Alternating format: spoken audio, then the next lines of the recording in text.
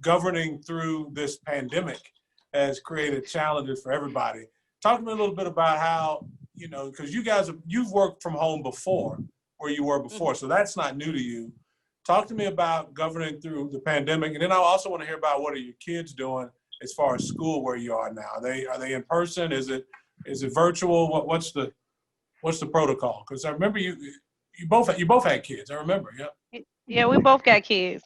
Yeah, TJ is 5, DJ is 7.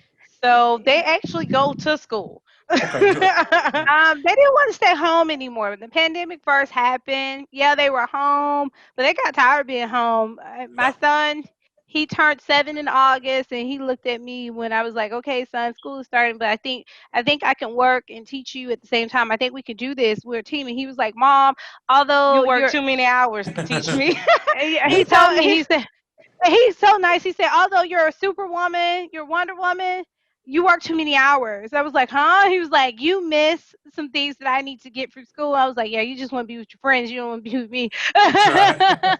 So he was really wanting to go back to school. They wanted to go back to school. So we ended up letting them go back to school when the school year started during the pandemic.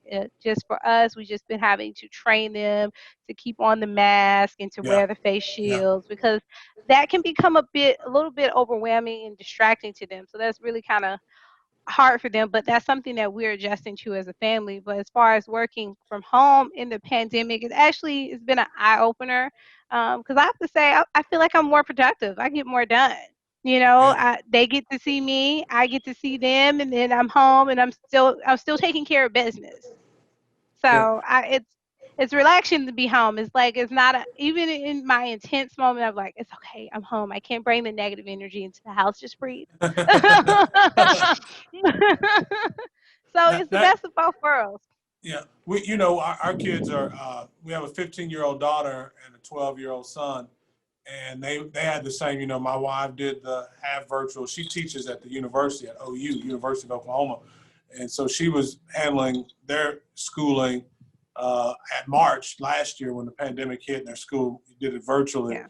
and just nobody liked that. I mean, she didn't like it. The kids didn't like it. And so this year, our kids' school, they all our kids' school, they just acted like the pandemic didn't happen. And at first, I was concerned. I thought, well, maybe they should be doing more.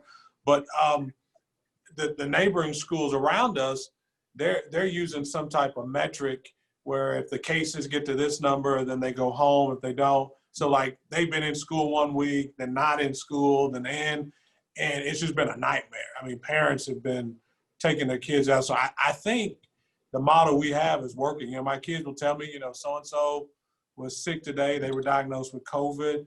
They're out for 2 weeks. That kid comes back and they just kind of keep it moving. I think that's the way, I think it's the best model. It certainly worked for us. So, Yeah, because I um, mean, this is like the same way with the flu. yeah, Kid gets yeah. sick and they have to be home for 2 weeks. So yeah, same day. So I think that's a good protocol because our schools kind of have the same protocol. Yeah, Yeah, I they think call it's right. this. The schools call here in Florida, they call and say, "Hey, we had somebody with COVID-19. Right. If you're just receiving this call, then your child wasn't affected. If you receive a different type of call, then your child was affected." And we've Right. taken, and the schools are they're really open to finding ways to helping families, bridge that gap, which is a good thing, which Yeah. is something I appreciate that the school that we're sending the kids to are doing to kind of help parents bridge that gap when their kids are kind of being affected by the COVID-19. So it's a community effort. Yeah. Well, I'm glad to see that it's happening across the board, even where you are, because we're way in Florida. Right. Right. Right. So the same thing is happening in Oklahoma. So that's good to see that it's happening for your kids as well. Are they adjusting to going back to school? How are Oh, they? yeah, they love it. They're thriving. I mean, they were the first part. It was kind of cool and not long, kind of extended spring break. But about April, everybody Over was. it. My wife and the kids both were just like, yeah, this is not a long-term strategy. Yeah, You do what no. you have to do, but nobody was really enjoying it. So they really like being back, and I just think that it's important. And I know for every parent, you know, it's a different decision. I don't judge anybody's decision. For those who, Right. you know, decided to keep their kids home, and I respect and I get that too. But for us, this was a much better Best model. decision. Right. But